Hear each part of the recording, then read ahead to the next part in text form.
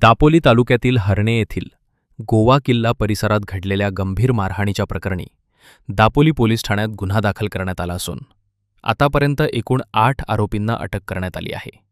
या घटनेत 2 युवक गंभीर जखमी झाले असून त्यांच्यावर डेरवण येथील वालावलकर रुग्णालयात उपचार सुरू आहेत.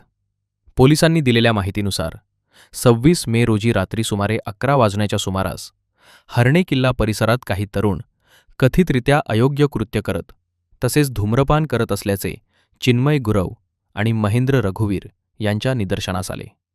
यावेळी त्यांनी संबंधित तरुणांना किल्ला परिसरात अशा प्रकारचे कृत्य करू नये असा समज दिला. त्यातून दोन्ही बाजूंमध्ये किरकोळ वाद झाला होता. त्यानंतर दुसऱ्या दिवशी चिन्मय गुरव आणि महेंद्र रघुवीर हे दोघे फेरफटका मारण्यासाठी गोवा किल्ला परिसरात गेले असता आरोपी आपल्या साथीदारांसह तेथे उपस्थित होते. कालच्या घटनेचा व्हिडिओ व्हॉट्सअप ग्रुपवर का टाकला या कारणावरून आरोपींनी दोघांशी वाद घालत शिवीगाळ केली आणि मारहाण करण्यास सुरुवात केली. त्यानंतर आरोपींनी तेथे पडलेली लोखंडी शीग वापरून दोघांवर जीवघेणा हल्ला केला. तसेच आरोपींसोबत असलेल्या 10 ते 15 युवकांनीही लाथाबुक्क्यांनी मारहाण केली. या हल्ल्यात दोघांच्या डोके, तोंड, हात, पाय आणि पाठीवर गंभीर दुखापती झाल्या आहेत.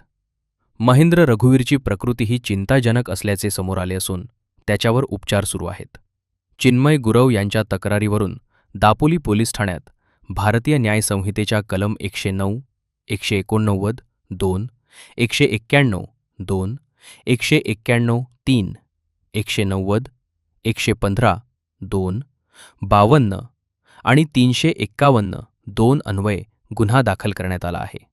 या प्रकरणात जेन असलम हुनेटकर वय 22, मुफीज जावेद सोलकर वय 23, सलाह हसन कोडविलकर वय 19, नबील निसार काझी वय 19, जैब ताजुद्दीन जमादार वय 26, हर्षद अझीम हुनेरकर वय 25, नाईफ आरिफ श्रीवर्धनकर वय 19 आणि एका विधी संघर्षित बालकाला अटक करण्यात आली आहे.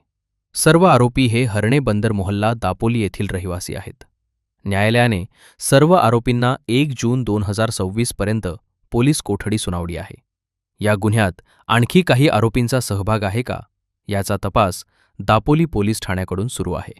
दरम्यान आज सायंकाळी दापोली पोलीस ठाण्यात हिंदू व मुस्लिम समाजातील प्रमुख मंडळींना बोलावून त्यांना शांतता राखण्याचे आवाहन करण्यात आले.